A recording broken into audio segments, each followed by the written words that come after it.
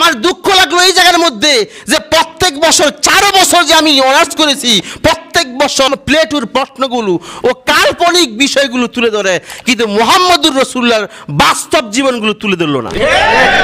অথচ লক্ষ লক্ষ কোটি কোটি মানুষ এই রাজনীতি নিয়ে পড়ে। ও মুসলমানের বাচ্চা জানে না যে আমার নবীজি, আমার হাবিব, আমার বিশ্বনবী পৃথিবীর সবচেয়ে বড় রাজনীতিবিদ ছিল। এটা মুসলমানদের বাচ্চারা জানে না, এটা অজানা হয়ে গেল। দেখেন শিক্ষা প্রতিষ্ঠান কোথায় চলে গেল।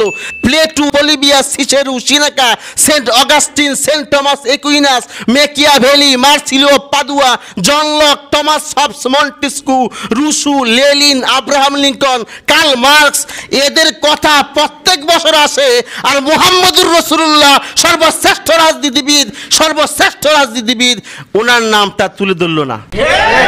আমার দুঃখ লাগলো আবু বকরের নামটা নাই। আমার দুঃখ লাগে উমর, ওসমান, আলী, ওমর ইবনে আব্দুল আজিজের নাম নাই।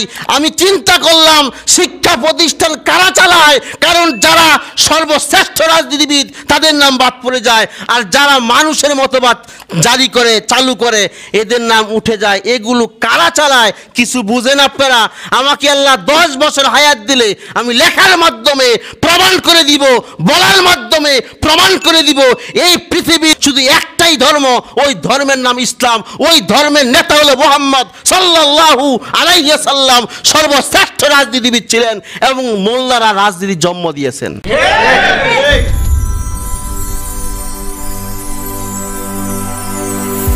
আমার একটা বিষয় দুঃখ লাগছে, মুসলমানের ঘরে যারা জন্মগ্রহণ করছে ওরা তো জানে না যে আমার নবীজি এত বড় শিক্ষিত ছিল।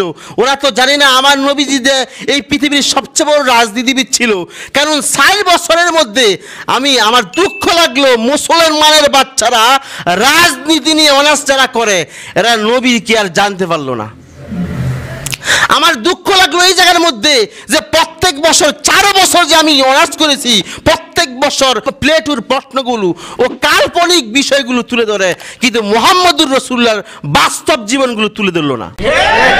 অথচ লক্ষ লক্ষ কোটি কোটি মানুষ এই রাজনীতি নিয়ে পড়ে। ও মুসলমানের বাচ্চা জানে না যে আমার নবীজি, আমার হাবিব, আমার বিশ্বনবী পৃথিবীর সবচেয়ে বড় রাজনীতিবিদ ছিল।